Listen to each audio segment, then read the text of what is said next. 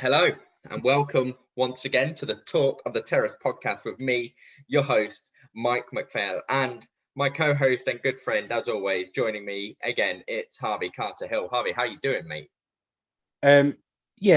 Not been bad. We've had to delay the podcast on my part because I got a beautiful moon boot for my right foot. How'd you manage that?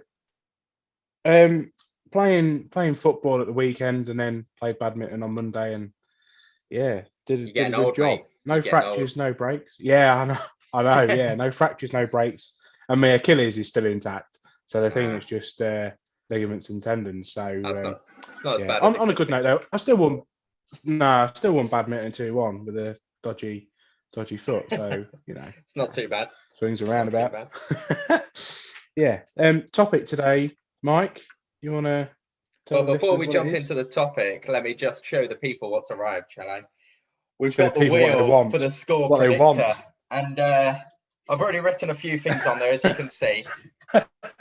Basically, we're going to spin it now quickly. If you're watching on YouTube, I've got 14 slots, and the wheel is going to tell us who the greatest player of all time is. Let's have a look what the wheel. Don't see my name on there, if I'm honest. Messi. It's Messi right there. You can't see it. So close. Look at that. There you go, Messi. See, we'll do it one more time. It would have been the clicker on. Look at that. It would have been. Oh, it's Messi. It's close. It's trying, but the wheel knows. The wheel only tells the truth. So yeah, we need your forfeits. And we've got a few on there, like the R9 haircut has been a favourite of Harvey since the day one, isn't it?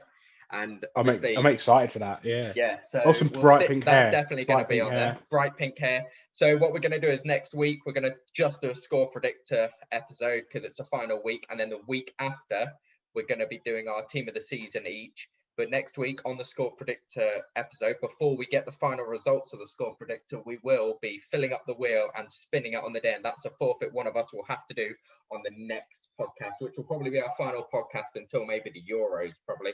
Or just before the Euros when the England squad's announced for a few weeks break. What do you say? I think that'll probably be about right. When the squad gets announced, we'll pick how we come back. Want them to play, I think. And then we'll Euros special. And then we'll maybe talk about England's greatest players throughout the Euros, do some Euro score predictors as well, you know what I'm saying? We'll both could be interesting. We'll both pick a team to win the tournament. We'll have more forfeits on the wheel. So this week's topic is actually building our own player. So we've got numerous categories here where we're going to put one player. You can only use each player once, otherwise Messi would make it into 90% of these categories in my books and most people's books. So we're building a player, and we've got these like different attributes of a player. So we've got the best left foot, the best right foot, the paciest player, best dribbling, best strength, heading, best vision, best footballing brain, best free kicks, best leadership, the biggest personality. We both have different ideas of that maybe, and the mentality of a player. So we've got different options there. Obviously, like I said, each player can only be named once. Obviously, for myself, I'd probably have Messi for left foot, dribbling, vision, brain, free kicks. You know what I mean? That's my opinion, and everyone else has a different opinion. But we've both got one player in each of them. And Harvey, did you want to start us off? Did you want to pick a random category from them and give us your player? Yeah, do you know what? Let's start with strength. Strength, yeah. A little bit down the list. Yeah, okay, strength. Okay. The one player instantly came to my mind, and I've got him in there. I've written him down. I don't think there's not many other players like this. In terms of, he practically is a bodybuilder. So did he play for Boston United? I don't know. Akinfenwa. Of course he did. You should know he played for Boston United. Adebayo Akinfenwa played for Boston United, mate. I don't know. Do you know what? I didn't really follow Boston too closely, to be fair. Obviously, he's a local team to both me and Harvey. Boston United, for those of you listening to the podcast. Yeah, I looked out for results, but I didn't really follow closely like players and stuff. But Akinfenwa, beast mode. Yeah, got his own beast mode clothing line. All his brothers are bigger than him, which Yeah, if you see the size of him, he's pretty mental because he's he is huge. huge, isn't he? But yeah, when someone talks about strength, I just think, mate, he's got 99 strength on FIFA as well. He has. He has. Yeah, I think it might be he's just 98 this year. I'm not sure. 98, oh, they've 96. mugged him off. They've But mugged that's him on his off. normal card. But then they gave him a special. They gave him a Oh, yeah. special card which has like 85 pace or something as well. So he was fun to use for a while. You know? I think they missed a point out there. Yeah. In the middle. But yeah, no, it's strength. Strength to me, I just think, yeah, Akinfenwa sort of, I think you see the Premier League, like they're a different breed and type of athlete, I think. But if you just talk in pure strength, I think he's the man. Prem players have got a lot of, they've got like really good core strength, and the bodies are built for, like, you can see when you see the FA Cup and you see a League One play a Premier League team, League One's done after 60 minutes. Do you know what I mean? That sort of thing where they're built different, aren't they? Premier League players, there's something slightly different, the training and all that. But yeah, if you just give me pure strength, I don't think there's anyone really that gets close. Fair enough. You've probably got a different idea, I imagine. No. I have the exact same player. I've got Bio as well. I've got Adebayo, Akinfenwa. I thought, like you, FIFA, strongest player on FIFA. If we're just going for raw strength, I think there's no one else you could really choose. Someone that I was contemplating, obviously, is Didier Drogba. On the ball, his strength. He just couldn't get moved off the ball. His physical strength when he's running with the ball, he's fast, he's powerful, but that's more power than just strength. You know what I mean? I think his strength combined with his pace makes him an extremely powerful, if not one of the most powerful players I've ever watched. But just for raw strength, it has to be Adebayo Akinfenwa, surely, right? And I don't think anyone can argue with that, especially those of you listening that have played FIFA. Every year that's what he's got, playing for Wycombe Wanderers at the moment in the Championship. So bagged the goal. I think he got his first ever Championship goal the other week, which is good. He just loves it. Big Liverpool fan as well. Managed to play against him in the FA Cup or Carling Cup, or the EFL Cup a while ago. Had a phone call, didn't he, with Jurgen? He loves it, doesn't he? But top guy, he's funny as well. Funny guy. Yeah, great guy. Yeah. We'll let you choose the next category, Mike. Okay, then, just because I'm curious as to what you've put on this one, I'm going to go for heading. Okay. Yeah. I've gone with the guy who scored the most headed goals in the Premier League. Peter Crouch. Yeah. So that's one hell of a record. I think he was underrated in quite a few aspects of his game. But his heading was, if you've got the most headed goals in the Premier League, that's a pretty good record to have. So bear in mind, we've had the likes of Drogba, Shearer was really good in the air, Duncan Ferguson. We've had some really big names, and then let's not forget some of the defenders as well. I've gone for forward, but some defenders were scary in the air. Like Ferdinand, Vidic, Terry, these big commanding presence in Virgil both van Dijk, boxes. just massive. Ramos. Those sort of things. Ramos as well. Yeah, he's a big game player.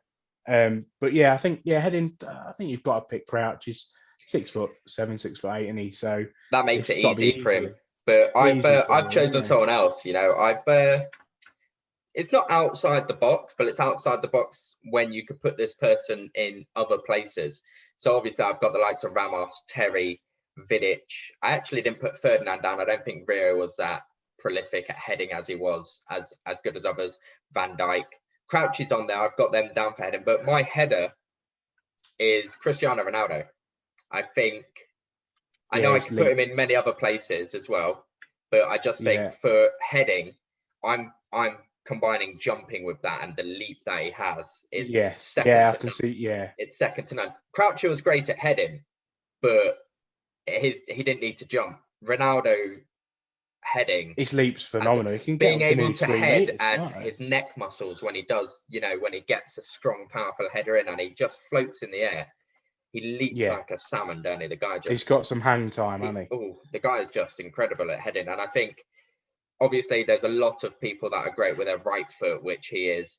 A lot of people good at free kicks and dribbling, etc. But I just think when I think of what's Ronaldo got over most people? It's heading. A lot of people have got a strong right foot. It's hard to choose a right foot on this, and a lot of people are very good at free kicks. Ronaldo's not actually as prolific at free kicks as certain people, such as Messi. His free kick record isn't that great, but when it comes to heading, I think again, he's phenomenal.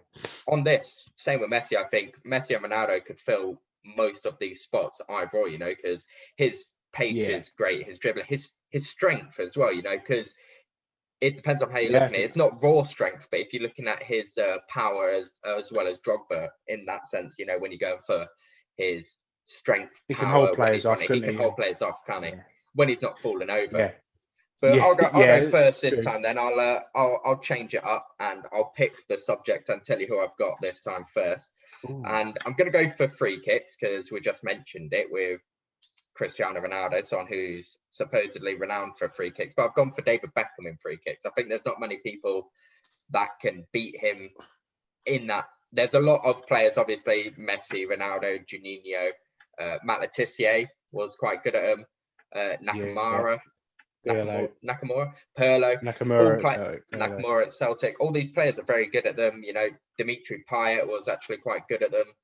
That one where it looked like it was going miles wide. That was incredible. But David Beckham, I think free kicks. I think it's not just the free kicks that he takes to score goals. It's a free kick delivery that he uses to cross. You don't see Messi and Ronaldo and the guys that score taking the free kick delivery to cross it in. It's the whole pinpoint. Free kick. Yeah, that's it. That pinpoint from anywhere. If you've practiced saying on the training go around with like when you're putting your hand up and you're putting the number 2 up, which means back post, D-Bex is getting it back post every time. He's someone that takes a corner. He's not like all round dead ball set pieces like corners. He's someone that's going to take a corner and you're never going to see him hit the front man at the post, unless if I hate that as well. Unless if it, but it's the floaters, unless if it's drilled into the front post for someone to attack, then someone might, then it will be a good defensive header away or a good positioning from the defender. But it's when the cross goes in and it's clearly meant to be further than the first man, and the first man just goes, oh, this is easy, and then nods it away, and no one's running there because everyone's like, oh, that was meant to come to the penalty spot. What kind of thing. But with David Beckham, that's never going to happen. And obviously that goal against Greece, that free kick against Greece, one of the most incredible memories on my lifetime. I love that moment. So free kicks. I've got David Beckham. What about yourself, Harv? I think you mentioned him there. I've put in Juninho. It's just amazing. So, like we talk about Beckham's free kicks, obviously unbelievable, and I think he was probably one of the first people I really noticed and took note of. Beckham would put it the same side as the keeper, and just catch people out that way as well. But I wouldn't have said. I think Juninho had distance from like, I think we're talking, probably 40 yards anywhere, 40 yards out and closer. It's danger, I think, from anywhere. And I think that, I've seen some of his goals for Lyon, and it's just immense. You think these keepers are trained all the time, just like the outfield players, and you're thinking it's got to be something special to beat a keeper from 35 yards out at a free kick, dead ball situation. And he seemed to do it time after time.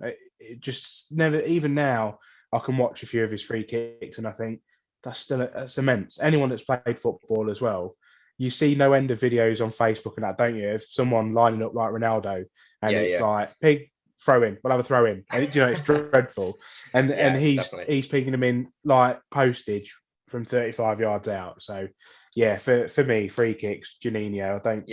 I can agree with Beckham as well, to be fair. I just want to say one more shout out. I've got to say James Ward-Prowse, because obviously Joe, one of our mates, he loves a bit of JWP. So if I didn't mention James Ward-Prowse, he'll definitely be piping up, being like, when you mention free kicks, you didn't mention Ward-Prowse. He is quality, and he is decent. Yeah, no, he's got a point. Decent, So very much many people like Seb Larsson as well deserves a shout. He was quite decent at them at times. Yeah, he was great. Very Roberto good. Carlos obviously scored one of the most iconic free kicks, but I don't think he was.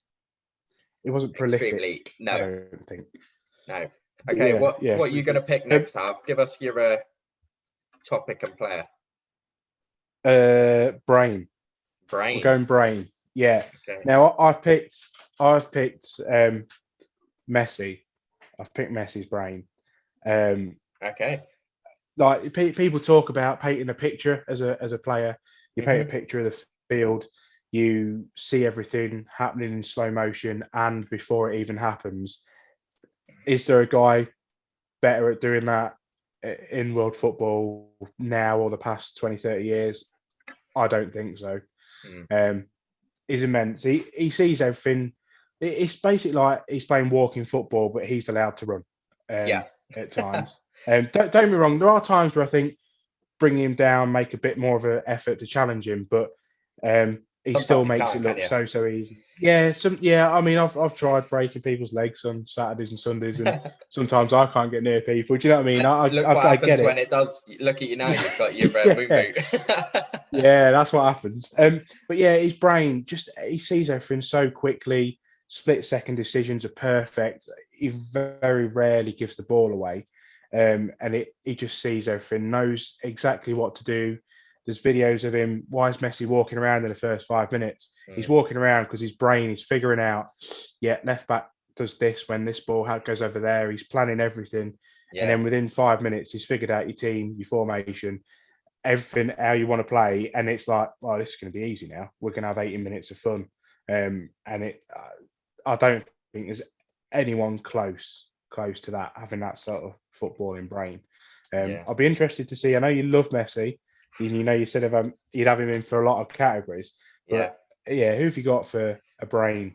The problem is Messi would be top of probably left foot, dribbling, vision, brain, free kicks, in my opinion. I think he'd probably be top of all them out of all the footballers that I've ever seen in my lifetime. But it's putting him to one of them. Obviously, he's not in brain. He's not my top for brain, so he's going to be one of the other ones. For brain, there's so many players that you can have for footballing brain. You can have the trio from Barcelona's best team, Busquets, Xavi and Iniesta. I think all three of them are incredible shouts. I think any three of them is great. Zidane, Pirlo, for Zidane, brain. Zidane for a footballing brain. Anyone that's extremely good at dribbling, like the top dribblers of all time, the likes of Messi, Ronaldo, Zidane, Dino, R9. I think you can have any of them in a footballing brain for the sheer fact that they can just dribble around players. They know where the defender. They're outsmarting the defenders every single time. But I've gone for Iniesta because I think overall, that's for his brain, it was hard. I just think same as Messi, he didn't walk around the pitch, but you can tell at the start of the game when he was playing. And I just think he could play in the holding role in a midfield team if he had to. He can sit. He doesn't break up players much. Playing the 6, 8, or the 10, he can play on either wing, which he did do, And I just think he's just so good. And you watch some of the highlights of him. Again, he could have been in vision as well because his vision for a pass was solid. But I've got Iniesta in brain because I think watching him play, and again, this is personal reasons, watching certain people play with the way that they were playing and how you saw them on the pitch and what was going on around them and picking out certain passes. Like when he's not facing the way he wants to pass it and he passes it perfectly in Son's path, that's him using his brain. Like, I know where Leo's going to go. I'm going to pass it into this space. Bob's your uncle, you know what I mean? Makes it look so easy, doesn't he? Yeah. And takes people out of the game as well. And then, just to think about, if I play this one ball, I can move over here. We take 2 players out of the game, and then it's sort of like we got a 3-on-2 attacking situation. It makes the game easy. There's not a lot of players I wouldn't think that could do that, and if there are, we're talking. Tell you what, someone that actually made my list for brain was Suarez, because watching Suarez play for Barcelona after Neymar left, his movement and the way he points to other players. Can't remember who it was. He was playing, and someone's got the ball on the wing, and he's standing a few yards away from one of his players. It could have been someone like Coutinho or Ousmane Dembele, and he points where he wants him to run. So he runs there. He takes away 2 defenders, and Suarez then has a free back post for a cross. And it's a great video to watch. It's a great thing to watch because he knows that he's then going to have that space. It's not greedy, but he's then helping someone younger.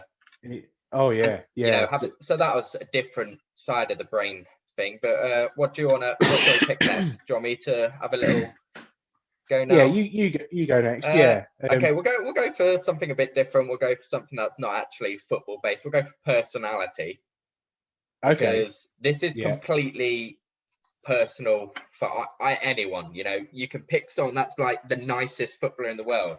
You can pick someone can't hate. There's so many footballers out there you can't hate. Heung-Min Son, Yeah. N'Golo Kante, different people like that. Or you can pick someone that's proper personality wise. Like Zlatan, or what's that?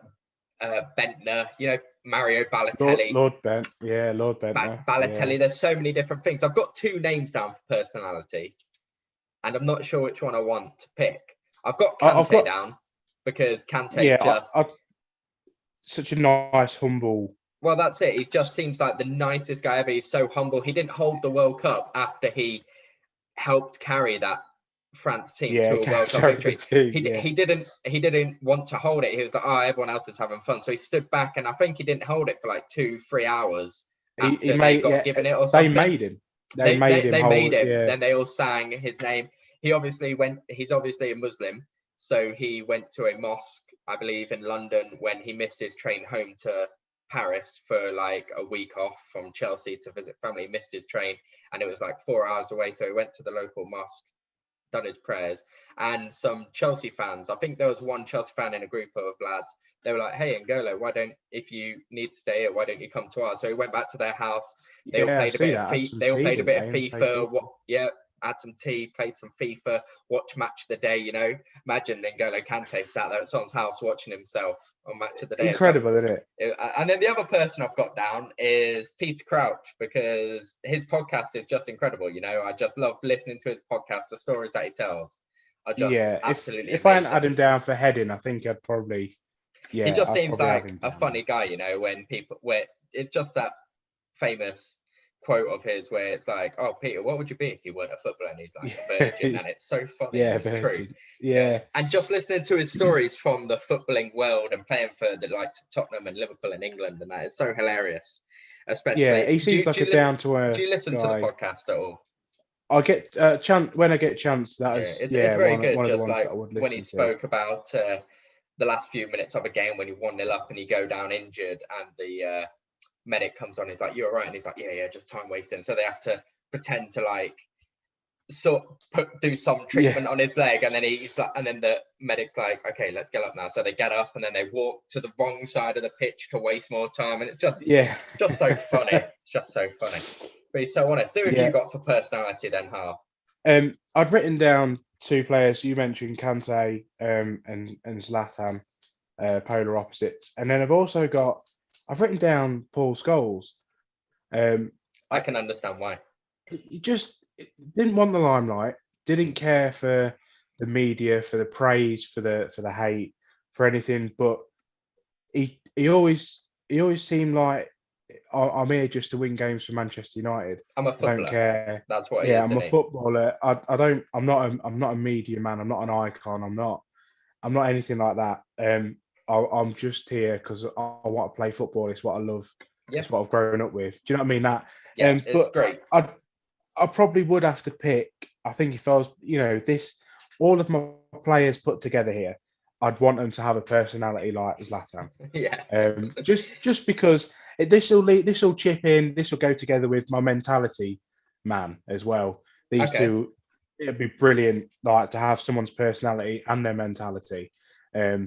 Of I'm a winner, and then the personality of Zlatan, who comes out and always says that he's a winner. So yeah, I think Zlatan's never got to a Champions League final. Yeah, true, but he's got a fair few other trophies, I must say. He has. And he's world class. I love Zlatan. I think you're spot on. I think personality-wise, he's been brilliant, hasn't he? And you mentioned Scholes. So I think Scholes is so polar opposite to David Beckham when they were both at Man United. Obviously, David Beckham was in everything. He was the limelight, big celebrity. He could easily be in this personality for me, because I think he's got a great personality as well. He just seems like that guy. But Paul Scholes, if you're going for someone like that, there's no one better than Paul Scholes. I think everyone else, like everyone says Pirlo's chilled, but he still does like modeling and that, and he like models clothes and stuff. But Scholes is just so humble. He's chill. When you see him on the TV when he's being a pundit, he's just You just listen. He's cold, isn't he? He's ice cold. But he tells the truth. He doesn't. And he's a try good to pundit hide in my anything. eyes. He's not. But there's a few people, personality-wise, you wouldn't want. There's a few people. Some of the troublemakers. I mean, I don't think I'd want someone like Jermaine Pennant in there. Yeah. Or anyone. Do you know what I mean? Like, he's probably great as a mate. I must say, he sounds like he'd be fun. Like, he'd be a fun mate. Getting you in trouble. If he's your mate, it's fine. But if he's not your mate, he can probably be a bit of a. Yeah. But that's me. That's exactly like me, to be fair.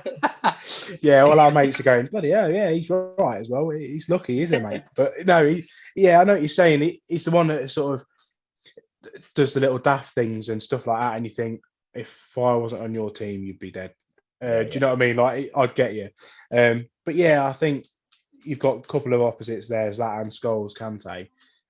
But yeah, I picked Zlatan just to go hand in hand with some of the others that I've got. Okay, then one quick question. It's not on there. If you could go out clubbing / to the pub on a pub crawl with one footballer for their personality reasons, who would it be? Obviously, if you're going out with the likes of David Beckham, you're going to get loads of attention, but you might not want to go out with Beckham. I think maybe he's a bit of a lightweight, who knows? But yeah, if you could go out with one footballer just for their personality, who do you think would be?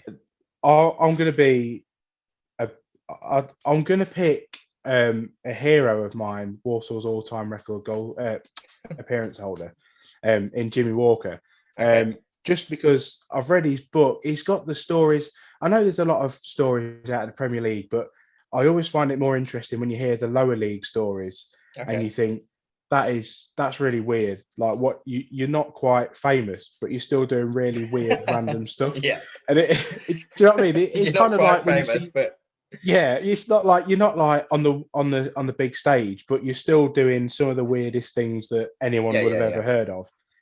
But yeah, probably would go out with him. He seems like such a nice guy. Always got stories.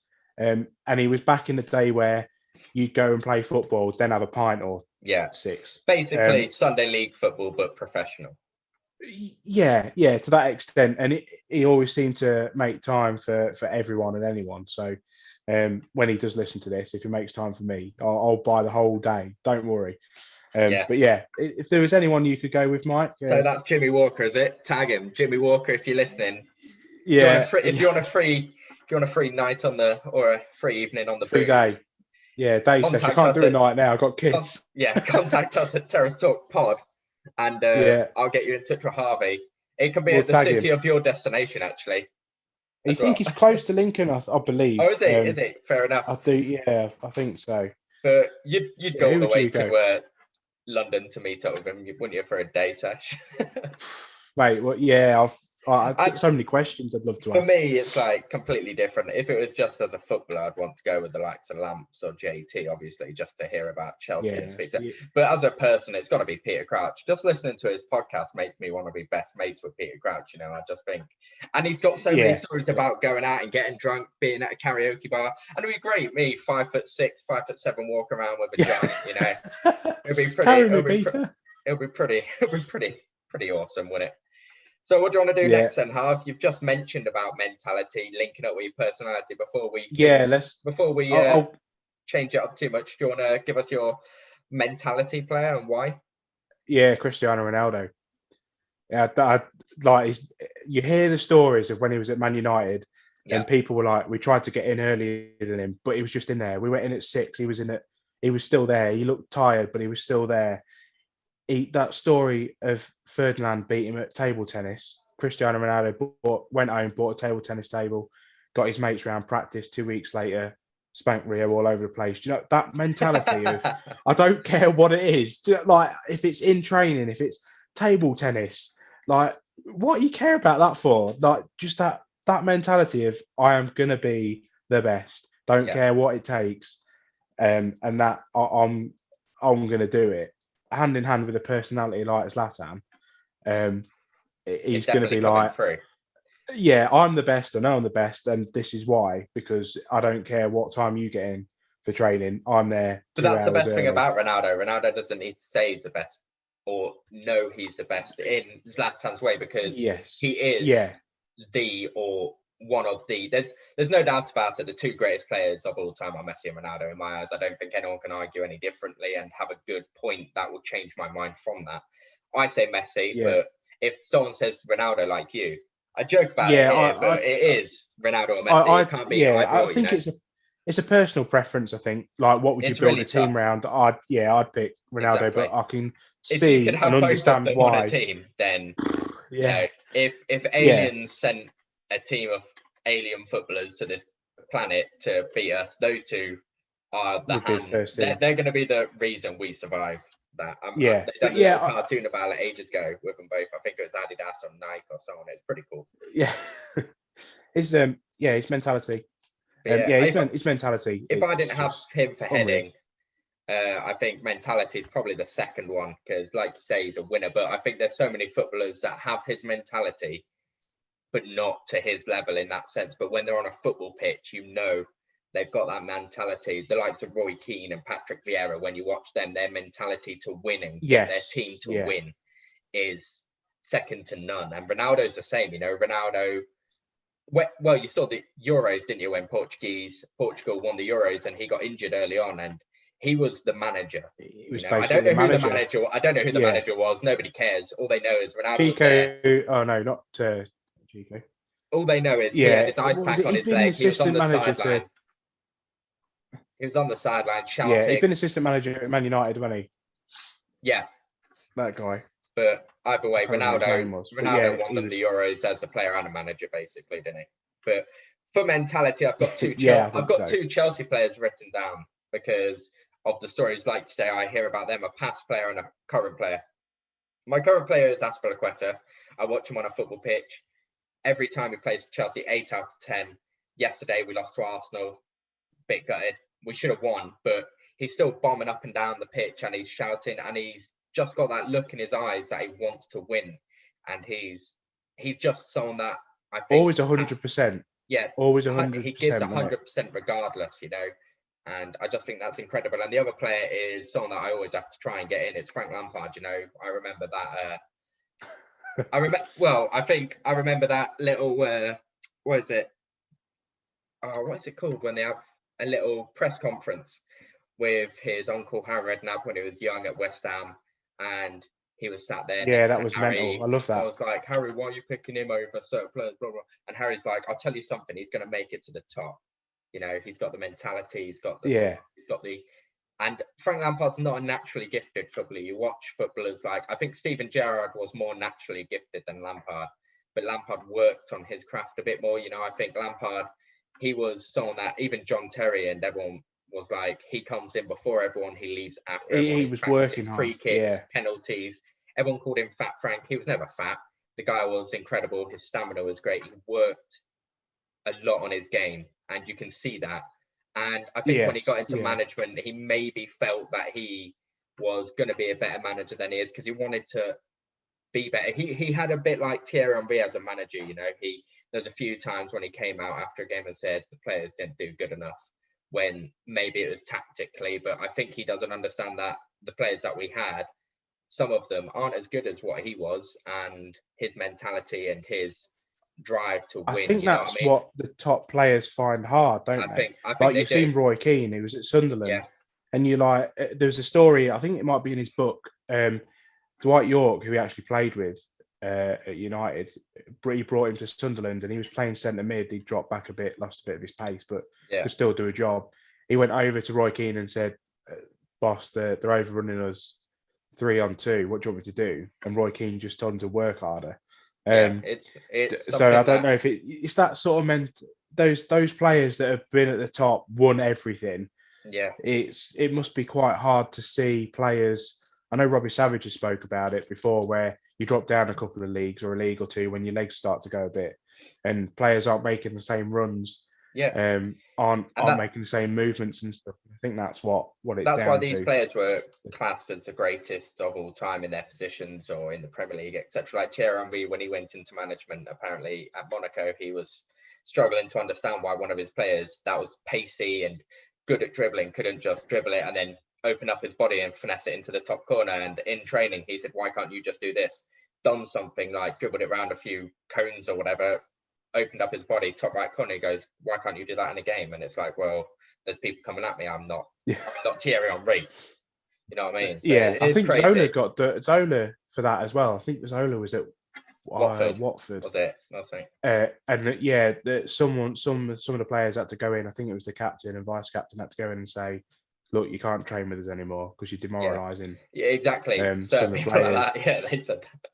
Yeah. That's why we're lucky Thomas Tuchel didn't have a great footballing career, and Jose Mourinho when he was at Chelsea. So But another one quickly for mentality and personality. Like personality wise, if I could go out with a drink with anyone, I think Jurgen Klopp will be up there as well. I think he's pretty solid as a person. I think if I could pick any manager, if I could pick any manager, I'd probably go with Klopp. Second, maybe joint with Fergie, because I'd love to hear some of Fergie's stories, you know.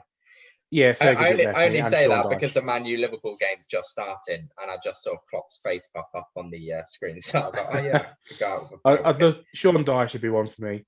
Oh yeah, you love Dicey, don't you? Mate, yeah, love him. And like you say, similar to Klopp, he's just he'll get all the rounds in. You know what I mean? Yeah, he'd love it as well. He'll get the rounds and he'll be sat there with his. He'll definitely be sat there with some pork scratchings.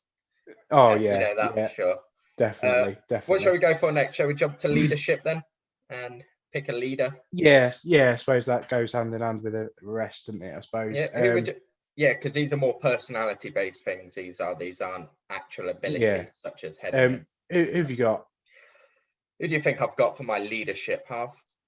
JT. Yeah, gotta be. I just, from a personal standpoint, watching John Terry week in, week out lead our team was incredible. You know, we haven't had a leader like him since. Aspilicueta's decent, and Frank Lampard was a different type of leader when we won the Champions League. But just watching John Terry lead the team, shout, he'll put his head on the line. He will literally, in the EFL Cup, he put his head in front of a boot.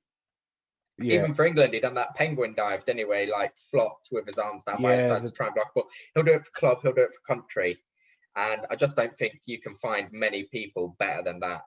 You can't ask for much more either. I just think the way that he controlled his backline, obviously, when Chelsea won that first league under Jose Mourinho, we made that many changes. There's only him and Frank Lampard in the regular starting lineup that actually spoke English. Maybe Damien Duff as well. He played quite a bit, and Wayne Bridge, to be fair. But like all these new players around him, everyone just speaks so highly of him from the club. Jose Mourinho speaks highly of him all the time. And it's just like, and I think when you're looking at Aston Villa now as well, everyone speaks highly of him. You know, Jack Grealish said that JT does a great job there. And he's probably one of the reasons they've stabilised in terms of, I think they conceded a few.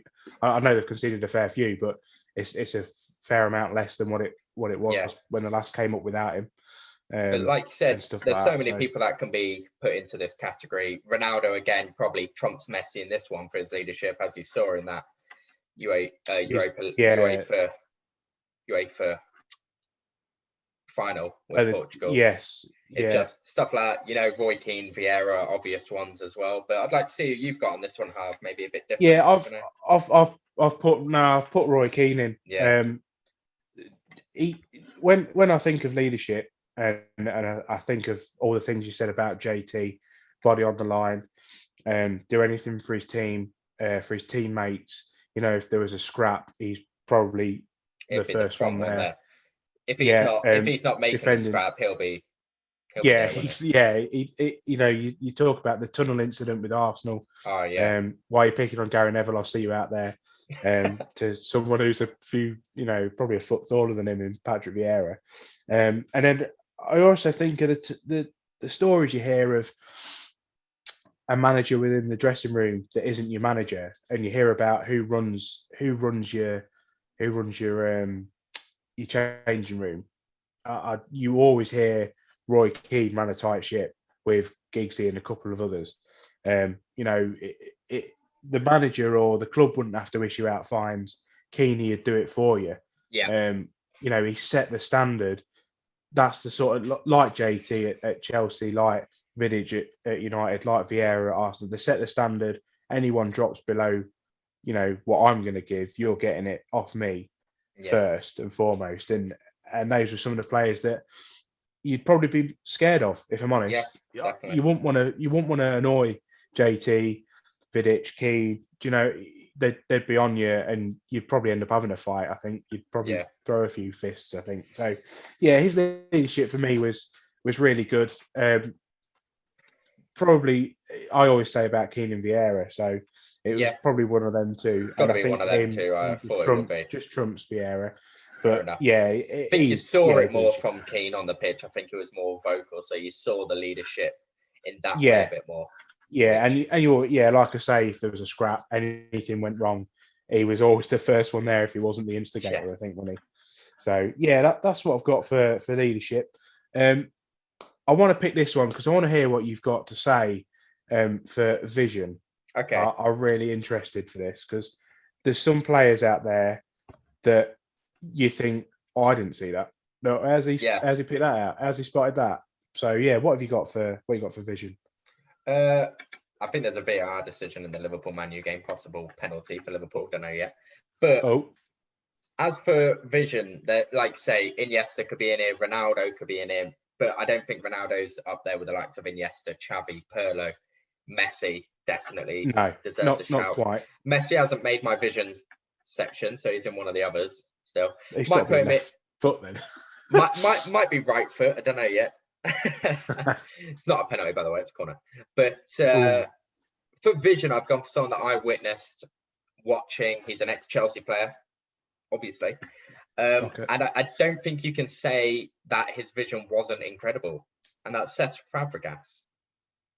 I think that's a great shout. Do you know and what? That's not just even at Chelsea. Before Chelsea, when he was at Arsenal and Barcelona, he was better than what he was at Chelsea. But when he came to Chelsea and watching him every single week, he was getting older. He was dropping back, but he was phenomenal. You know, his vision. I think when he burst onto that scene with Arsenal and he had some of the attacking players around him and they were going forward, he was unbelievable. It's not just the long passing and the final pass for an assist. It's the 1-2 plays that he used to make. You know, he used to pass the ball knowing he'll get it back, and then he'll take out two players with that.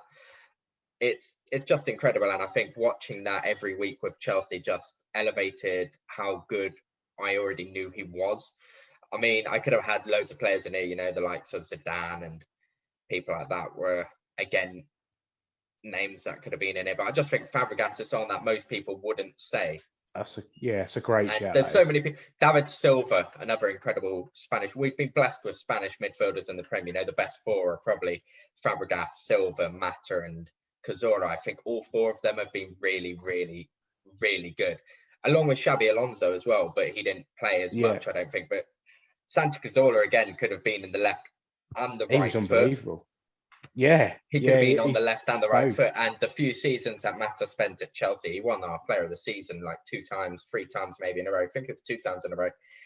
He was just incredible, Juan Mata for Chelsea. He was so... I've got a Juan Mata shirt, and I just think... He was quality at when Chelsea. he was at Chelsea, he was top world class, I think, for a season or 2 maybe. He was proper up there. And it was quite annoying that when he went to Man United, he just didn't fit, obviously, but... You know, but Fabregas for me, I think he would get in any team in the world when he was obviously the centre forward when Spain won the World Cup as well. So that was something that was incredible. And the false 9 in the centre forward. Who have you got for vision then, Harv? Obviously a bit different to the footballing brain. Yeah, I've got 2 players, and I think one of them. I didn't scrap it. I'm mentioning Gerrard because I get a lot of hate for being a Liverpool basher. So Gerrard's vision, unbelievable. Not just for passing, for knowing when to shoot as well, is what I liked about Gerrard. Yeah, so, like we mentioned, we mentioned having a picture in your head. Mate, he had like a 30-second video in his head of what was going to happen when players were making runs. He could hit a 70-yard pass and not batter an eyelid, and it was pinpoint perfect, and you're thinking, how's he done that? I can't even hit it 7 yards without it, you know, someone taking a step. And the other guy I've got, I think I'm going to pick the other guy, but I really want to pick Gerrard, but I'm going to pick Mesut Ozil. Ooh, Ozil. His vision was absolutely incredible. If Arsenal had some decent players going forward, he would probably be the like the all-time assists in the Premier League. Yeah, I think that's what hurt me with Ozil. I thought it was quality at Real Madrid and stuff like that. But when he came to Arsenal, I don't think he worked at Arsenal as much because he was a bit lazy. You needed certain players around him to make him work. Yeah. But you saw needed the quality, a lot more Alexis Sanchez. Yeah, you did see the quality of Mesut Ozil. I always bash on Mesut Ozil within my friendship group, obviously, a little bit. But there's no real reason behind that. I just think, I get that he should have worked. For me, the only thing he had going for him was his passing and his vision. Yeah. And he'd see balls that even some of the top players were like, "Oh, no, I didn't see that coming. Didn't know that's where we were going." But like he passed the ball into space. You see the balls that he didn't make, and you think, how has no one got that? If someone was there, they've got 10 yards all around them. Yeah. They're through on goal, and why is no one making that run? But I think he was probably thinking the same thing. Like his vision for me was unbelievable. Some of the passes. I remember the standout thing for me was when Arsenal went 3-0 up against Man United at the Emirates inside 25 minutes. And I don't think I've seen a start so quick like when I was watching it on the TV. Yeah. And you don't normally see a start like it. And it was the passing was 1-2. His vision was unbelievable. He played about 3 or 4 30-40 yard balls on the floor, like just cutting straight through lines, and it was unbelievable to watch. But I think he's been like it for Germany as well. Yeah, he set up no end of stuff. The balls he plays they're just incredible. So for me, his vision was immense, and Gerrard is not far behind at all. To be fair, fair enough. Yeah, Ozil. Good shout. To be fair. So what do you want to go for next then? Shall we, before we jump into the left and right foot, shall we go on to pace maybe? Yeah, go pace. Yeah, go on. So we've got 4 left. We've got left foot, right foot, pace and dribbling. Yeah. Pace. For pace, I've gone for someone that's a bit new to the scene. And watching him play against Chelsea when we got absolutely dominated by them in the Champions League, he was just incredible. And that's Alphonso Davies. You know, I love Fonzie. I love Davies. Yeah. Bruno Fernandes has just scored, by the way, against Liverpool. It's an open play goal as well. It isn't a penalty. Is that a Lampard equaling record season? Sorry, what? No. I don't know. He's a fraud, Fernandes. He's playing a lot more further forward. Lampard done a bit of everything, you know. Fernandes doesn't defend. But again, Fernandes, quality shout for mentality and leadership, you know, I think this season against Manchester United. It took a big deflection. Never mind. He went for an outside of the foot Quaresma-esque shot just inside the box with a right foot, and it's hit Nat Phillips. Probably going in, probably be credited to Fernandes, you know, how the Man U players get on. But yeah, pace. I've gone for Alphonso Davies because a few seasons ago, when we got, last season, when we got absolutely battered by Bayern Munich, he was running our team ragged, you know, down his left flank. He was so incredibly quick. And I know people will say the likes of Mbappe's quick and Werner's quick and, you know, even Mane and people like that. But watching Alphonso Davies just sprint, he is incredibly fast. You know, his acceleration is fast. Speed. His sprint speed is quick. He is just pure. I mean, he does a lot of it without the ball, which is another thing. But even with the ball, I just think Alphonso Davies is probably the fastest person I've watched on TV. When he opens up, he's just... He did clock the fastest time by a footballer last season in the top 5 leagues and the Champions League as well. Doesn't surprise me. He's incredibly phenomenally quick. Very quick. Yeah. Who have you got for pace then, Half? I've put 2 players down here, and now you've said Davies, it's made me think a little bit more. But I think people understand. I've written down Omri. Yep. For his pace. Yep. He was more pace with the ball, I think. He was so quick with the ball. Yeah. He was so good. And then I've also written down, and people will remember that he ran off the pitch to score this goal round the side of a player.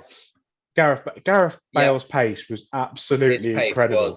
when before all the injuries and that, he was absolutely, and it wasn't just the pace, was it? It was the power that he had as well, because he was a strong fella. Yeah, like legs of steel, man.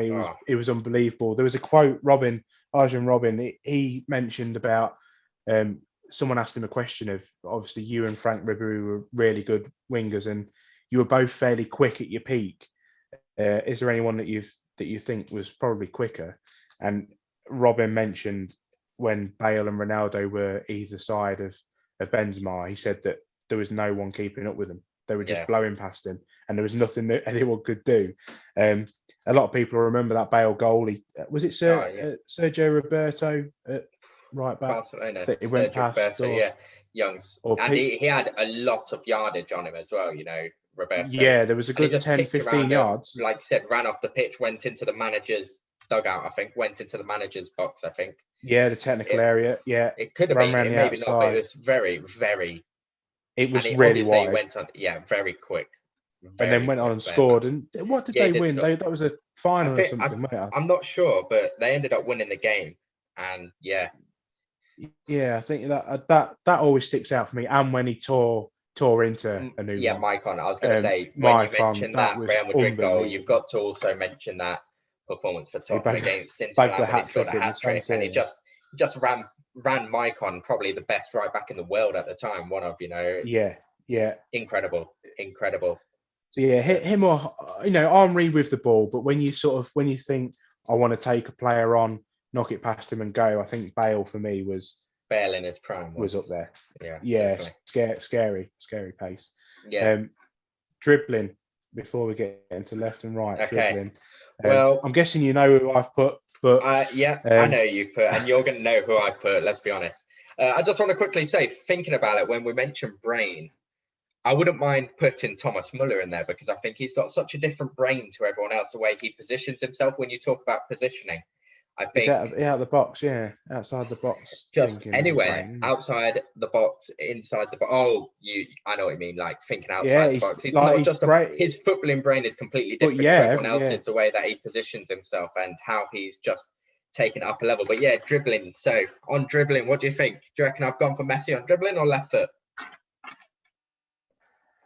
I'll give you a clue, Harv. I'll give you a clue. Let's see what I've got for dribbling. I really hope it's Ronaldo.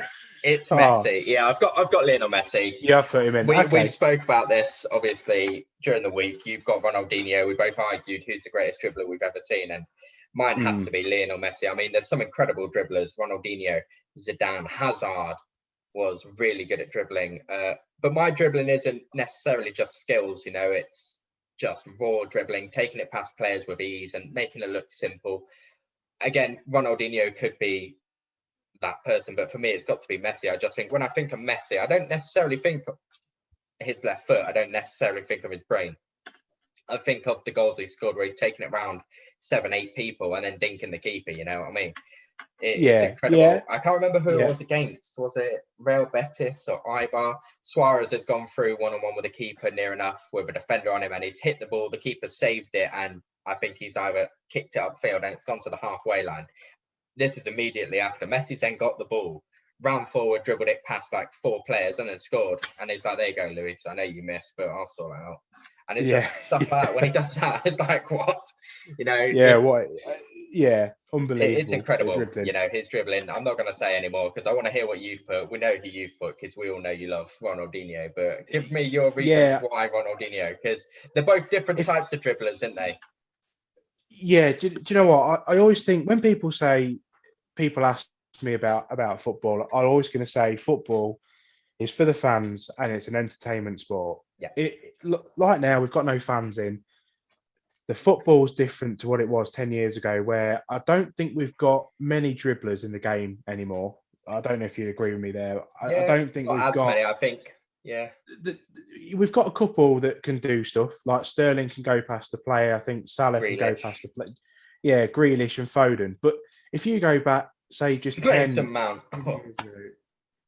Yeah, I don't think. Yeah, but maybe slightly. But when you think of players at the time Ronaldinho was about, Henry could go past a player better than a lot of the ones we've just mentioned in my eyes, and it wasn't even his standout attribute. Ronaldinho, if you want to know why I love his dribbling, there's plenty of videos on YouTube. But if you want to see it, watch his first goal for Barcelona. Takes the ball on the left side of his own box, just outside, probably 10, 15 yards out. He dribbles up the left-hand side, couple of step overs. It was his signature. Brought it in on his inside. Takes on another two players. I think takes on three in total. Still about 25, 30 yards out, and then smashes it into the top corner. Yeah. But there's no way he gets there without his dribbling. Yeah. And his touch was always spot on when he was dribbling. He knew if he wanted to bring you in, his touch would be slightly heavier. He'd draw you in, and then it was see you later. That's it. Like, he could do tricks. He was the only man to get a standing ovation at the Bernabeu. At the Bernabeu, yeah. And if you want to see how badly he destroyed probably one of the best centre-backs I've ever seen in Ramos, and an all-time great keeper in Casillas and the likes, go and watch his performance there. I was tempted to put Henry in dribbling as well, because I also remember Arsenal were the first team to beat Real Madrid at the Bernabeu, weren't they? And the players that he touched and went past on that run, I don't know if you remember that goal in the Champions League, Mike. I think I do, against Real Madrid. So the first player he went past was the Ronaldo. Yeah. Then he went past Beckham, Guti, Ramos, and slotted was it Guti? Guti. Thiago Motta also played at that time, didn't he? But yeah, Guti was one. Maybe Salgado as well. Oh, possibly. Salgado. Do you know what, that Galacticos team? That's probably the reason Barca bought him that game, right? Yeah, probably. But yeah, Ronaldinho for me was outstanding. Everything he does, like when he was dribbling past players, made it look so easy. But just little flicks over players' feet when they go to tackle, and it was like, just stop that. I think that's fair. it. I think Messi and Ronaldinho, you've got Messi, who is just pure dribbler. You don't see him he does a step over maybe, but it's just but he's ball close control, close control. Same as Ronaldinho. Yeah. If he does a heavy touch, it's because he wants to do a heavy touch to draw you in. It's never a heavy touch from Ronaldinho and Messi. They know what they're doing. It's like, I can't keep the ball too close to me. They're stepping off. I'll take a heavy touch. They'll be like, I can get them here. And then Messi's like, bring it in. Pop past you, do a little bridge around them.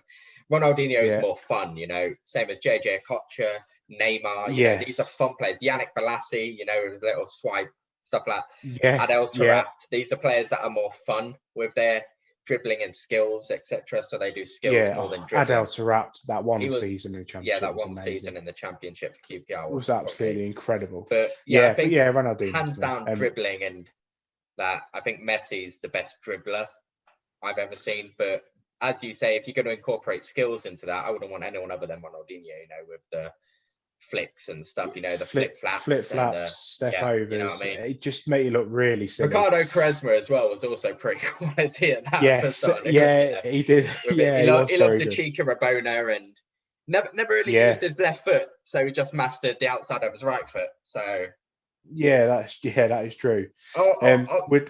Shall we do a double back-to-back? I want to hear both of your left foot and right foot. Obviously, I just mentioned Quaresma there. He could easily be in the right foot for the sheer fact they perfected just his right foot. But I want to hear your left foot and right foot together. Who have you got there, Harv, for both of these? I struggled quite a bit with my right foot, I must say, and I've got three names for my left foot. There is a lot of right-foot players out there that are absolutely world-class. And I've gone for one in particular. You've mentioned him before. I've gone David Beckham. David Beckham's right foot was absolutely unreal. I don't think we need to say too much. His free kicks, his passing. He could do. I'd have probably liked to have seen him score a few more goals, but getting those assists instead is, just incredible. His right foot was unbelievable. Surprised you didn't mention Bergkamp. Yeah, that again. I think he was. Do you know what? If I was to pick a player that I'd just want for probably right foot, left foot, and probably vision, I probably would pick Bergkamp because I think he was that good. But David Beckham's right foot, I'd take that over Bergkamp's right foot. But Beckham's right foot was right foot. What about your left foot?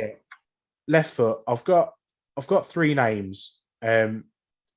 Adam Brackenbury, who was here a minute ago, or not so long ago. He was mentioning you've got to have one Liverpool guy in there, and I know what he's coming from.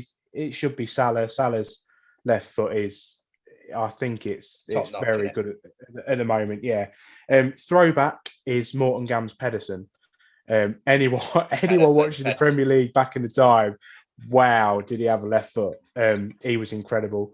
But for me, I think it's like, you know what's happening.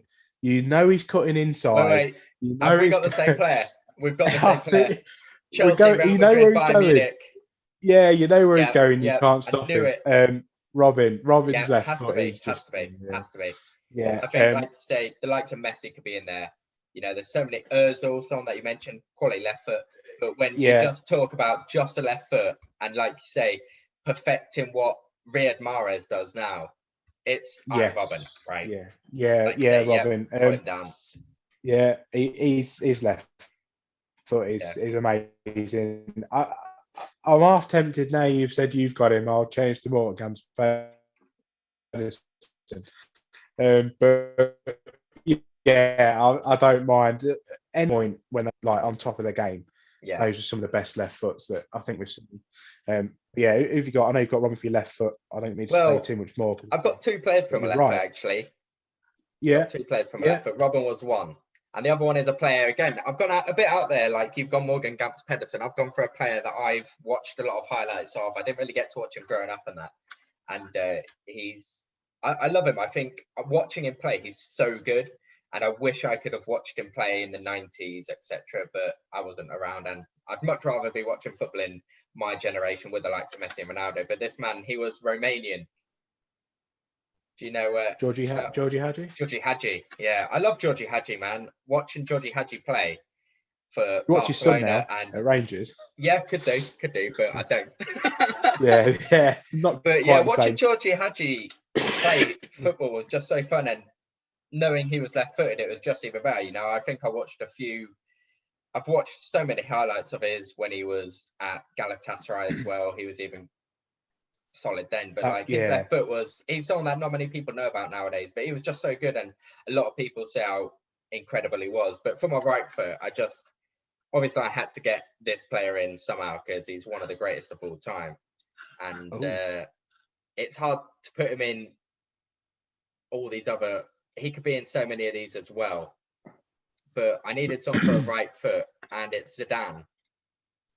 I think Zidane just as a player is incredible, and I know you don't. It's hard because he's right-footed, and what you think of is like, oh, how good was he with his right foot? Well, it's Zidane. You know, you see the volleys, you see the touches. The thing that makes it so good about picking him for the right foot is like, he can use both feet, obviously. So you don't go like with Robin. It's like, it's so much easier picking a left-footed player because it's like, all right, who are some of the best left-footed players? Well, Robin only used his left foot. Messi's left-footed. Everyone knows that. Ronaldo's right-footed, etc. But when you think of Zidane, he's right-footed, and he's just one of the most elegant footballers to watch on a football pitch. You know, so it's just like, how can you not have him as the right foot? That's his strong foot, so you know it's going to be the best foot in the world, the best right foot in the world, if he's the best player in the world at that time. So I think same as Ronaldinho, you know, the thing is, these professional footballers have to be two-footed, you know, and there's only a few like Robin and Mahrez who really show that they are really predominantly left-footed, but you never notice that from a right-footed player, that they don't use their left foot as much because you tend to think of most people being right-footed. So I've got Zidane down for my right foot because I couldn't miss him out. He could be in many of these things. I was tempted to put him down in brain, but if you could pick one player half that's good with both his left and right foot, the best player, the best ambidextrous player, who would you say it is?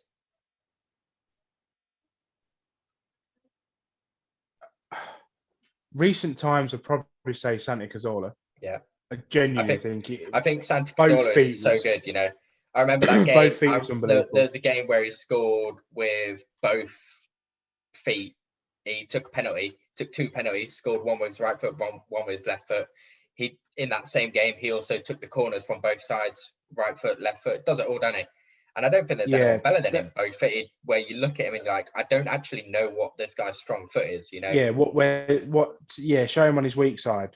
Exactly. Right, where's his, where's where are we supposed to show him? It's tunnel, get ridiculous. the tunnel. Yeah, exactly. Yeah, The only weak side he has is his head, you know, he can't head the ball because he's like 2'5". But like, yeah, I think I'll make him look like a dwarf. It's so hard. He's got to be one of them. I'd probably say he's probably up there for ones that I can remember at the moment. I think Robert Pires had fairly decent. He had very good both feet. But I think I can't really think of many others. Bergkamp wasn't bad. That's what I mean. It's hard to pick, but when you think of just someone that's probably Ronaldo as well. To be fair, Cristiano Ronaldo is solid with Cristiano Ronaldo's brilliant with both feet. To be fair, but like you say, they're professional footballers. They should all be pretty good with both feet, shouldn't they? That's what you're hoping. Yeah. Who is the most one-footed player you've probably ever seen? Would you say it was Robin? I think it's Robin. I don't think I ever saw him shoot with his right foot, score with his right foot. You know, he's very one-footed, wasn't he? Like, and that's the problem. He's so one-footed. It's embarrassing that defenders couldn't defend against it in a way because you know what he's going to do. So I suppose that it does make you wonder, doesn't it? Like jamming his right foot and you still can't do anything about it. But you can't, and you're supposed to be good at football.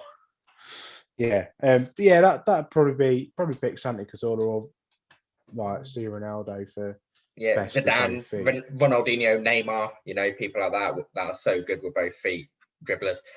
Liverpool just got a penalty disallowed. They did get a penalty, but VAR overruled it, probably rightfully, in my opinion, as I'm doing updates on the game. So we'll finish that off. Did you want to run me through your whole player quickly from left foot down to mentality? Yeah. So I've got Arjen Robin, left foot, right foot, Bex, pace, Henry, dribbling Ronaldinho, strength backing Femmer, head in his crouch. I did also have Jan Koller in there, old school throwback.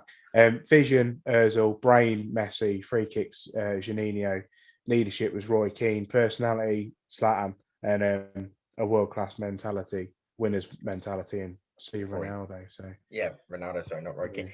Mine goes left foot, Arjen Robben, right foot, Zidane, pace, Alphonso Davies, dribbling, Lionel Messi, strength. I'll change it from Akinfenwa because you've got him. I think I'll change that to Drogba, just because it's a different type of strength rather than raw strength. That's power and strength. So I'll go Drogba. Heading, Cristiano Ronaldo. Vision, Cesc Fabregas. Brain, Andreas Iniesta. Free kicks, golden balls, D-Bex, David Beckham. Leadership, JT. Personality, I'll go for Crouch over Kante because I just think his fun personality if I had to pick one of them. And then mentality, if I had to pick over Aspie and Lampard, I'm going to have to take Lamps tonight because it's Lampard. Next up, we have got the Prem score predictor, Harv. Obviously, we've missed a few games with your football injury. We've missed a few games that we could have done, like Chelsea versus Arsenal, which is good because I definitely would have bet on Chelsea winning 3 or 4-0. And I think you done similar because we have our own friendship one where we've all got a little bet going. Yeah. Did I back a draw or did I back you boys to win? I can't remember what I wrote down. Backed us, boys. Let's have a look what I've popped down. I feel like I would have done. You've gone for a Chelsea 3-0, mate. You went for Chelsea 3-0. I went 4-0. I went 4-1. Dan went 3-1. You went 3-0. Joe went 2-0. Deck went 2-0. No one backed Arsenal. Only one person, I think, had Arsenal to score. Maybe two. Maybe me. Because I knew Kepa was going in goal. And it wasn't even that's understandable. Yeah, exactly. But yeah, so we missed that game. We missed a couple of games. We're missing the Man U Liverpool game at the moment, which is a bit gutting because we want to try and get it out. So we're going to start with tomorrow's game on Friday, which is Newcastle against Manchester City, the champions. The current scores are 61-57 to me, 15-8 last week. I had some big results. Wow. A couple of 3-pointers, 15-8, but we had more games because we crushed them in. You know, we pushed them all together. And this thing's going to be getting spun next week on Monday when we record. So that's going to be good. So do you want to start us off then, Harv, with Newcastle at home to Manchester City, a Newcastle team that are picking up some form? They've got to be the form team, haven't they, at the moment? I think they've been good. They've picked it up. But I don't know. City gonna have a hangover. Are they going to rest players for the Champions League final? Yeah, I don't know. I'm gonna go 3-1 City. You know what? I'm writing it down, and I've also gone 3-1 City. So. Oh wow! Yeah, you can't change it now. So, no, it's fine. 1, because I'm writing it down as we do it. Because sometimes I want to change my answer from what you've got to get scores and that. We don't actually write it down. So that's why we take it in turns. I've been lazy this week. Yeah, I've been lazy this week. That's why we take it in turns, like picking scores. So next up, it's Burnley at home to Leeds, and I'll go for a 2-1 Leeds away victory in this one. I think Leeds are picking up a bit of form. Obviously, that big 3-1 win against Tottenham at the weekend. Yeah, not hard though, but I don't know. 1-1, going 1-1. I want to say I want Burnley to win. I want to say 2-1 Burnley, but I'm not. 1-1. Love Dyche. Love him. Southampton Fulham. Southampton Fulham. I've gone for a 3-1 Southampton win. 3-1. Oh. 3-1 home win. Fulham already relegated, I believe. I think West Brom, Fulham and Sheffield United are all down, obviously. So yeah, I'm going 2-1 Fulham. Because I reckon this is where you get relegated, pressure's off, and then they start playing like world beaters, and you think, what's going on? Southampton will probably be on the beach anyway, so yeah, I won't worry too much about it. Goal? No goal? No, Dean Henderson's just made a solid save on Diego Jota. He's just done a chip-up volley with his left foot. Pretty solid. England's number 1 right there. Oh, that's a decent shot, Next up, though, we've got Brighton at home to West Ham, fighting to try and get into that Champions League spot. Harv, what are you going for in this one? 3-1 West Ham. 3-1 West Ham. Okay, I also was going to think similar, so I'll go for a 2-0 West Ham. I don't think Brighton score in that game. I think some of the players that West Ham have got are going to want to stay in this European spot, Next up, we've got Palace, Crystal Palace at home to Aston Villa. Jack Grealish today was on the bench against Everton, so that's big. I believe Diego Jota's just scored as well, so that's 1-1 in the game. 33 minutes gone, but yeah, Palace versus Villa. Hopefully, Jack Grealish is back, ready for that European spot for England. What are you saying? Yeah, 1-1. Ooh, 1-1. Okay, you've gone 1-1. I'm going to go for a 2-1 Villa win. Go for it. Yeah. I'll go for a 2-1 Villa win. Okay, yeah. Next game, Spurs Wolves. I've gone 2-0 Wolves. Ooh, 2-0 to Wolves. Do you know what? I hate doing it, and I always do it. I've gone 2-0 Spurs. I thought Spurs would win this game. They're going to need to win this game because it's that battle for 8th place against Arsenal. You know what I'm saying? Yes. Back to that place where it's like, none of us are going to get European football, but one of us is going to be the closest. Yeah. So, and that's what they'll play for. After that, we've got relegated West Bromwich Albion against Liverpool.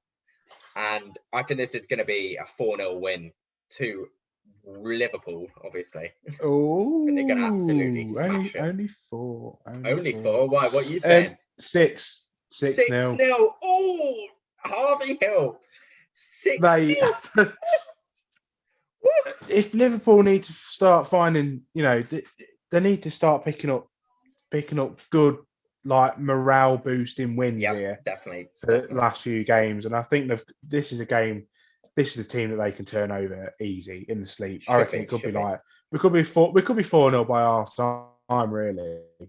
Yeah, and that's when they'll stop. I reckon, I'm going for 6. Yeah, okay. Yeah, half time, match abandoned, 4-0. Yeah. So, yeah, Everton, Sheffield United. I'm going for a 2-0 Everton home win. Is that what you've got next? Yeah, I've got Everton, Sheffield United. I've gone 2-0 Everton. Harvey? 2-0. I'll go 1-0. 1-0 Everton. 1-0 Everton. 1-0 Everton. There's a bit of lag there, a bit of break up there. Now, I've got something to ask you, Harvey. Got something to ask you. We're obviously missing two teams. we got 2 teams missing in this, yeah? Can you hear me? I think, yeah, maybe. Yeah, I can hear you. I was just So, confused at where you were obviously, going with this. shall we add one special fixture to this Prem score predictor, shall we? Go on. Involving my boys Chelsea against Leicester in the FA Cup final on Saturday. Do you want to add that to it and both pick a score out for that? Because I have a feeling you might. I don't know if you'd back Chelsea in that game. I'm not sure. I feel like you're going to win, but I really want Leicester to win this. Okay. Like, not for I wouldn't say that I hate Chelsea. Like, I'm not doing it just to wind you up, No, which I that's normally would do. But I wouldn't even say that they're a massive underdog either. On current form, I Well, on wouldn't say current there form, was we're like both top 4. We're both fighting for 3rd and 4th place, so it's pretty there's tight. no This is probably the overwhelming tightest they've both favourite. been. Yeah, and yeah, I'm happy to add it in. Yeah, Yeah. I like that idea. Who's supposed to be the home team? Who's got the home dressing I room? think it's Chelsea. I believe so. We'll go. Yeah, I believe it's that's Chelsea fine. against Leicester. So yeah, I reckon it's going to be a really tight game. yeah. Shall we do it for yeah. just 90 minutes, or are we doing the Yeah, whole just result? Yeah, well, do the. That's that. What do you think it's going to be a draw? Is that what you're? No, I'll tell you Should we what I just think it's go going to with? be. I'm going 3-1 Chelsea. Wow. Yeah. Okay.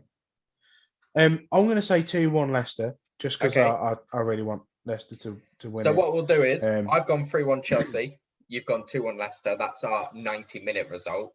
If it's 1-1 and it goes to extra time and it ends 2-1 to Leicester, you still only get 1 point. Okay. Okay. If it goes to extra time and Chelsea win 3-1 from a 1-1 draw, I only get 1 point. But if it is a draw at 90 minutes, whoever lifts a trophy gets 1 point, if you know what I mean. Yeah. So like if it ends because it can't end a draw, one of them's winning. One of us is guaranteed at least 1 point if you're going Leicester and going Chelsea. Yeah, but if it ends 2-1 after extra time, you're not getting 3 points. No, I'll just get one. Yeah. Unless if you won, I can change my score to 2-1. So if it does go 1-1, then if it does go to extra time, we're more likely to win by 1 goal rather than 2. But I'll stick to 3-1. We've set the ground rules. Score you can only get 3 points from 90 minutes, but one of us is getting a point for whoever lifts the trophy. Yeah, I like it. Yeah. Right. So shall we end it there? Did you want to do a cheeky fun fact or? I thought we were ending it there, but we can end it because I haven't got a fun fact now. Yeah, we can end it there because I'm running low on fun facts and currently I'm 2-0 up against you on the fun facts that I've given. Yeah, so, don't quite know how that's happened. That was to be fair, last time, wasn't it? Both decks, to be fair. I've just come out with some quality fun facts, I'll have you know. So I think this is a bit of a long one. Obviously, the next recording we're going to be counting up the score predictor scores on where we stand, given our upcoming results for 2 game weeks, because there's the midweek games and then the final game of the season. Spinning the wheel with all the forfeits. Drop your forfeits in the comments on the YouTube, on the Twitter, wherever. Drop us a message. We'll add the forfeits in. If we can do them, we'll do them. And then we'll spin the wheel. That will be the forfeit. And then the next week, whoever loses will be doing that forfeit on that day. So like if it is, for example, the R9 haircut, you'll be seeing Harvey with that R9 haircut come that day. You'll be seeing me with pink hair come that day. Nothing outrageous, but a few that would maybe be a bit fun. We got a few on the list, which will be good. So that'll be fun. And then obviously, that's when we'll do that. And then the week after, we'll be giving our team of the season. So that's the next 2 episodes. So that'll be the team of the season, one from each club, or 11 clubs, but no 2 players from 1 club. And that's when the forfeit will be and a manager. And a manager. Yeah. Obviously, my manager, if it's just Premier League, I think it's a lot easier. But if we're including the likes of the FA Cup final and Champions League final, what do you think of this half? Obviously, Monday Night Football, Gary Neville and Jamie Carragher. If Chelsea win the Champions League and FA Cup, would that make Thomas Tuchel's managerial career at Chelsea better than, or managerial half season this season at Chelsea better than any Premier League managerial season? Getting top four, winning the Champions League and the FA Cup. Even if he doesn't win the FA Cup, just winning the Champions League, do you reckon that's a better managerial success this season than what Pep's done? Probably. I don't know. That I'd say it's probably equal. Pep's kept the team going and dominating, whereas Tuchel's come in, changed everything around pretty short and sharp, and got him playing his football. That's the thing. Pep Guardiola done similar, didn't he? Because Pep Guardiola at the start of the season was very poor. Man City were down there in the mid-table, and then changed but around. I think trying to motivate. This might sound strange, but try to motivate world-class players that have won everything. That's got to be, unless they've got an elite mentality, that's got to be very hard. Got to be tough. I think. Got to be tough. I've won everything at the age of 25, 26. Yeah. I'm just going out for a kick. They haven't won everything, have they? Have they won the Champions League? No. No, well, no, but Dave has, hasn't he? Oh, you're talking about Chelsea. Well, I'm talking about anyone. Like, if you're talking about Chelsea, if you're talking about Man City, do you know what I mean? Like, I know some of the Man City players, well, not a lot of them haven't won it, but as soon as they win that, it might be hard to motivate for next season. I think maybe that's what's going wrong with Liverpool at the moment. They're struggling because they've won the Premier League now that they've been wanting. They won the Champions League 2 seasons ago, so I'd probably put that more down to injuries. I was going to say rather than injuries. Big blow for the Netherlands. Obviously, Van Dijk's been ruled out for the whole tournament in the Euros, so their chances are squandered. I can't see them having a chance without him. I think he's that good, But still, Memphis Depay, Frankie De Jong, players like that, still playing great. But anyway, that's the end of this week's podcast. The next one will be very soon because we've got a shorter break, so we'll be filming that. And the wheel will be in play, Harv, and the forfeits will come out. I'm excited. I'm excited too. Catch you all in the next one. Cheers. Cheers, guys.